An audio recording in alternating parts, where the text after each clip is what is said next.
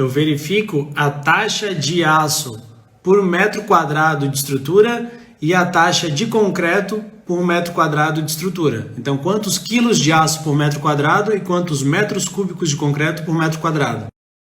Cara, é muito difícil o Eberic errar no cálculo do volume de concreto, porque volume de concreto é só geometria, né? Não tem segredo. A mesma geometria do projeto é para ter lá na obra, então eu uso o volume do Eberic. Em projetos comuns, eu costumo fazer o afastamento, a distância entre pilares, de 3 a 6 metros. Então isso vai te dar uma distância entre sapatas bacana, que não vai ter sobreposição de sapatas, nem nada. Independente do porte da obra, a armadura ali só para segurar os estribos, essa armadura construtiva, que muita gente chama de porta-estribos, eu utilizo 5 milímetros, né? Não serve para nada a não ser segurar os estribos, então 5 milímetros. Estrutura de concreto armado, projeto. Então é só isso, né? Projeto, estrutura de concreto armado. Que tem uma área, obra de 26 mil metros quadrados, e aqui eu coloco uma descriçãozinha, projeto da estrutura e tal. Só perpendicular às vigotas não, tu tem que fazer uma malha ali na capa da laje de vigota treliçada, então tu tem que ter armadura nos dois sentidos. Eu particularmente sempre recomendo a barra de 5 milímetros, eles montam a malha em loco. Qualquer tipo de definição de fundação é responsabilidade do projetista da fundação. Se o teu calculista também projetar a fundação, é responsabilidade dele. Se não, é responsabilidade da. A armadura em todo o comprimento da estaca é somente quando é necessário mesmo armar a estaca inteira. Por exemplo, quando a estaca está tracionada, tu tem que levar a armadura em todo o comprimento tracionado para poder resistir a esse esforço. O mais comum é isso aqui, ó. Dependendo do tipo de estaca, hélice ou escavada, por exemplo, a armadura mínima é 0,4% de taxa de armadura, com 4 metros no mínimo ou 2 metros no mínimo, caso a tensão não passe 6 MPa ou 5 MPa. Cara, eu nem modelo a platibanda, porque daí tu vai colocar o quê? Um pilar de no mínimo 14, que a norma manda, lá pro pilaretezinho da platibanda de 1,10 m, 1 metro? Não faz sentido. Então, sinceramente, eu nem modelo a platibanda. Assim, tu pode configurar lá uma malha base e ele faz a verificação da malha base se ela é suficiente para resistir àquele esforço. Sinceramente, eu não faço isso, porque eu acho muito antieconômico. Ele vai botar sempre a malha base, mesmo quando não precisa. Não, é ele que tem que apresentar quais são os parâmetros e a melhor solução, né? É igual a pessoa chegar para mim, tu quer a laje de vigota treliçada ou maciça? Eu vou fazer os dois modelos e mostrar o resultado. É a mesma coisa, ele tem que mostrar o resultado. Se tu estiver falando das vigas, quando eu estou fazendo o detalhamento e tem lá uma armadura de porta-estribo que seja menor do que 1 metro, por exemplo, daí essa aí eu emendo com a armadura negativa, não deixo armaduras menores do que 1 metro.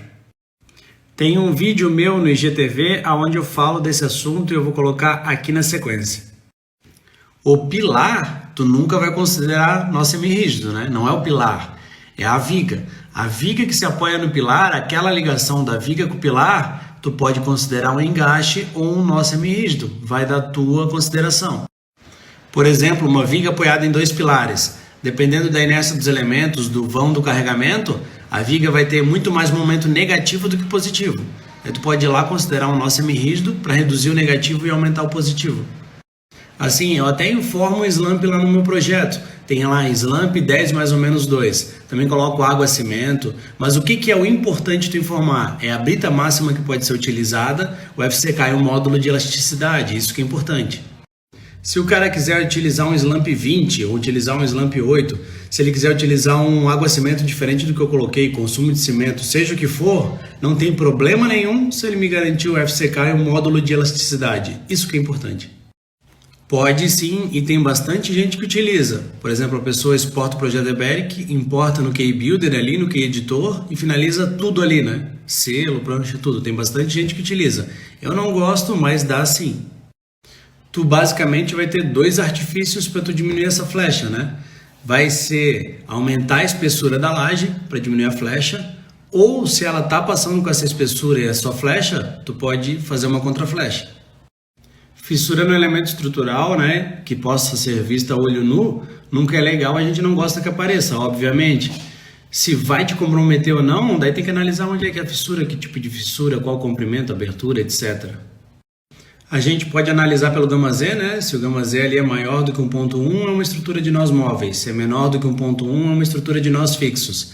E eu sempre utilizo o P-delta. Para fazer a majoração dos esforços, eu utilizo sempre o P-delta. Isso aí é algo que a gente já discutiu bastante ali no grupo de estruturas na prática, inclusive eu mostrei para eles como fazer ali, porque é algo meio comprido, né? Não dá para te explicar em um stories aqui. Mas basicamente, né, estruturalmente no lançamento, tu vai fazer um patamar liso no fundo e esse patamar ele vai ter um degrau que vai ser enchimento só nele. Então tu vai ter um espelho duplo no outro lado ali, né? Um espelho mais alto estruturalmente. Pluvial vai ser o quê? Um cano de 100 passando numa viga na vertical? Eu não faria, nem a pau. Eu tenho um vídeo que fala sobre furo vertical e eu vou colocar aqui na sequência. Cara, o que vai mandar é exatamente os esforços que existem nela. Se em cada seção dela, com a altura que ela tiver, ela resistir aos esforços que tem naquele ponto, não tem problema nenhum, dá pra... Pode sim, e eu também faço isso. Faz o cálculo normal como parede de concreto e daí adapta o detalhamento para blocos de concreto, né? Então tu vai ter armadura vertical nos furos e armadura horizontal em algumas cintas.